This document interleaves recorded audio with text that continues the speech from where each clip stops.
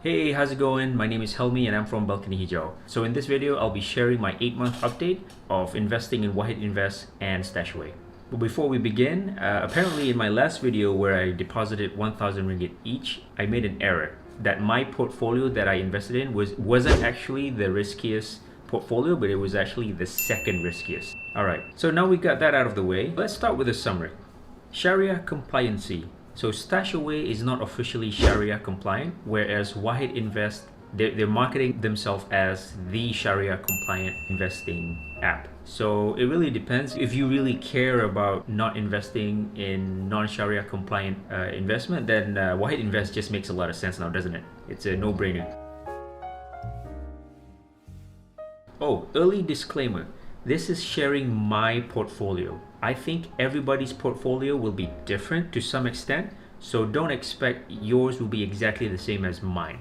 I think timing matters a lot, and everybody's outcome will be unique.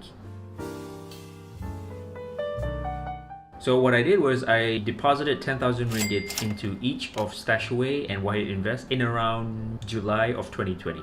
And I set both of the portfolios to be not the most aggressive, but the second most aggressive portfolio. So that was July, and in around December of 2020, the results were quite polarizing. For StashAway, my portfolio was constantly hovering below 10,000 ringgit, which is the value that I deposited. It went down to an average about negative 100 ringgit. So it's kind of like a 1% loss consistently throughout those months.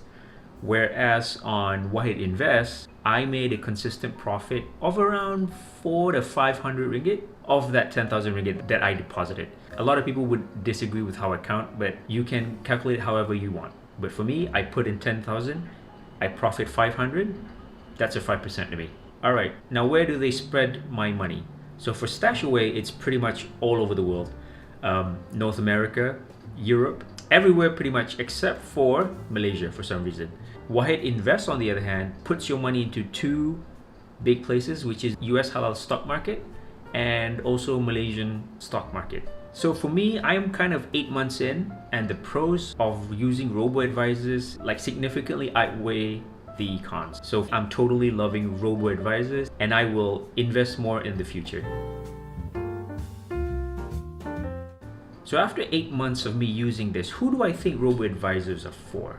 If I have a friend who's just out of college, they wanted to know how to start investing, but they feel overwhelmed with all the financial lingo out there and they don't really care that much to do the research or whatever, I think robo-advisor is a pretty good way to keep everything on autopilot, because I feel like it's really designed for millennials or Gen Zs, because we are the generation that want things really quick. We're the internet generation. We want everything on our phones. So this is what the robo-advisor is giving us. It gives you access to your account on your phone where you can pretty much do everything. You can see how you're doing, you can see how much money you're making, you can see how much money you're losing, you can decide to put more money in if you want to, or you can decide to take money if you want to, and you can do all of that in the comfort of your own home. You can do it on your toilet as long as you have your phone and internet connection.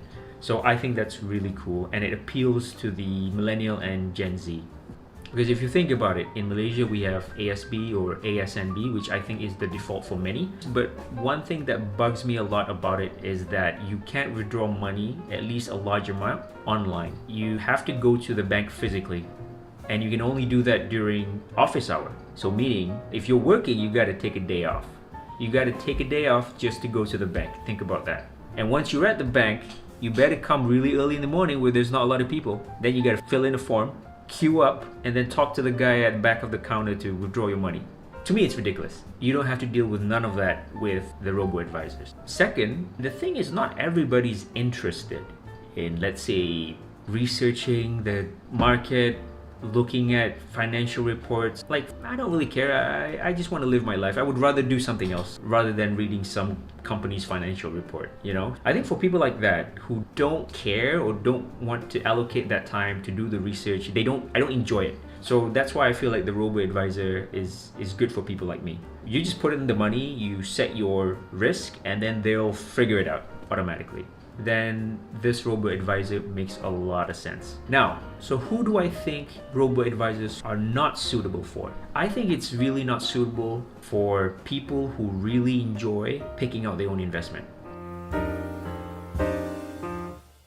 Alright, so let's start with the results of my StashAway. So I got my computer over here and I'm gonna show you some screenshots that I got. So here's the 2 points that I split the 10,000 ringgit deposit into two, and after there was a total amount of 10,000 ringgit in my portfolio, I didn't really do anything. I just left it there. I didn't add more money, I didn't withdraw any money. And as you can see, the value of my portfolio hovers below the 10,000 ringgit that I originally invested in. So I wasn't too happy to consistently see that my portfolio was profiting negative 100 ringgit-ish around there. So that's about 1% of my portfolio value. And sometime in late October, my portfolio dropped to its lowest point, which is 500 ringgit below 10,000. So that's a negative 5%.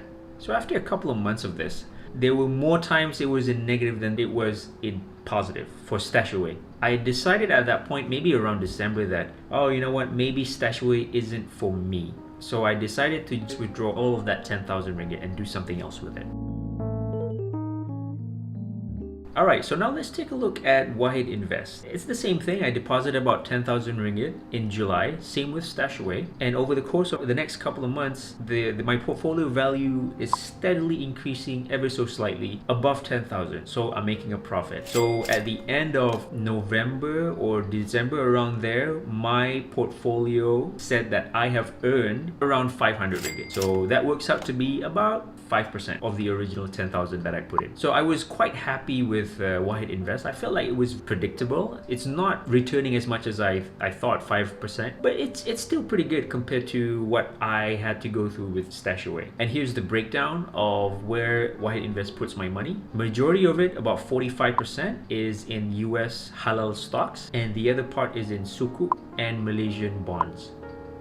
What is Sukuk? Let's Google it real quick.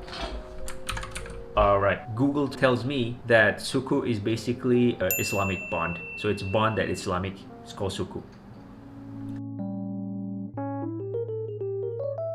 Now, can I withdraw my earnings? And the answer to both is yes. The moment that I request the withdrawal on the app to the point that I actually receive the money in my bank account is probably between 3 to 5 business days. For example, in StashAway, the moment my portfolio went back up above 10,000, I immediately withdrew. And I did manage to get all my money. So that was, yeah.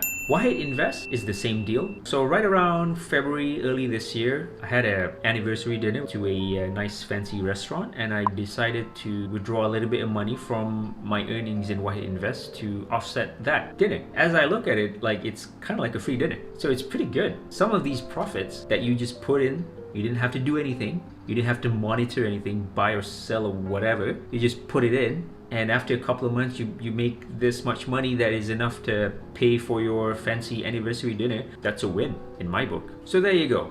Overall, the pros of the robo-advisor outweighs the cons. And I feel like robo-advisors are really suitable for people like me. And for people who are new to investing, they don't know where to start. I think robo-advisors is a great place for you to start investing. So what will I do next? I think I will continue to put more money into Wahid Invest every month. And on the same part, ever since I talked to some of my friends who are also investing in both Wahid Invest and also StashAway, where I said, hey, you know what, I'm not earning that much in StashAway. I think Wahid Invest is doing a lot better job to me. And then when I told them that, and then they're like, oh really? I'm like the other way around. My Wahid Invest is not doing so well, but my StashAway is doing really well. So that caught me thinking that this thing really depends on your timing or when you put the money in my opinion. So just because StashAway didn't work for me at this time doesn't mean that it's not going to be working for you. So which brings me to my next move. So I don't think I've entirely given up on StashAway. I will plan to reopen another portfolio with StashAway, but I'll try again with a much